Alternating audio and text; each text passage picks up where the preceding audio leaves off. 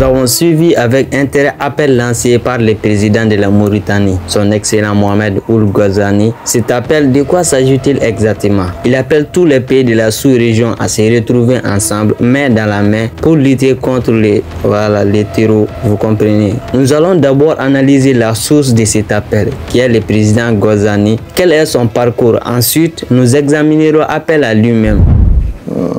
Doit dégager une volonté politique commune pour pouvoir lutter contre l'insécurité. Si le G5 Sahel n'est pas le bon, il faut trouver un autre G quelque chose. L'essentiel est que la menace est forte. Je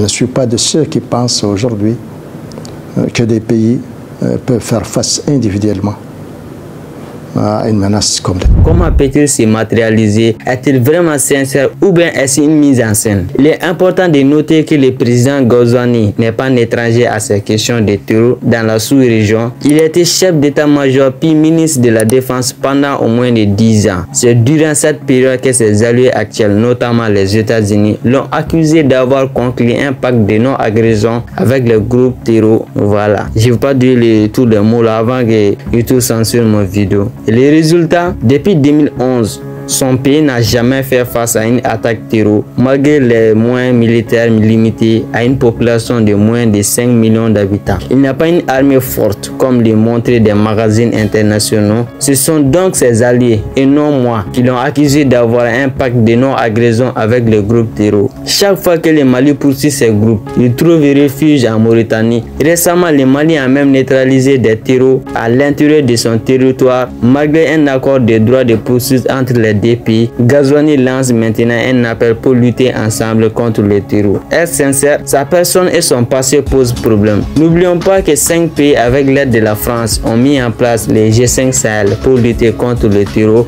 Le Mali, le Burkina Faso, le Niger et le Tchad et la Mauritanie. Cependant, le Mali, le Burkina Faso et le Niger se sont retirés, laissant la Mauritanie et le Tchad isolés. La Mauritanie ne peut pas atteindre le Tchad sans passer par le Mali ou le Niger. Pourquoi il reste dans les G5 alors que son pays n'a pas connu d'attaque terror? Le G5 Sahel n'a jamais neutralisé un seul terror, malgré les années d'existence et de nombreuses réunions et formations. C'était une perte de temps, une manière de garder les militaires au frigo. Maintenant, Ghazouani lance un appel pour lutter ensemble contre le terror. Concrètement, de quel pays parle-t-il? La CEDEAO a aussi tenté de créer une force anti-terror, mais cela a échoué. Les forces internationales comme la MINUSMA n'ont rien accompli non plus et ont même distribué des armes au terreau. Le président malien a évoqué des blindés livrés au terreau. Ghazouani parle d'une alliance avec les Tchad, mais nous n'avons pas les mêmes problèmes de terreau. La Mauritanie pourrait aider en fournissant des renseignements sur le mouvement terreau depuis son territoire, en permettant au Mali de poursuivre les terreaux en Mauritanie ou en garantissant que l'armée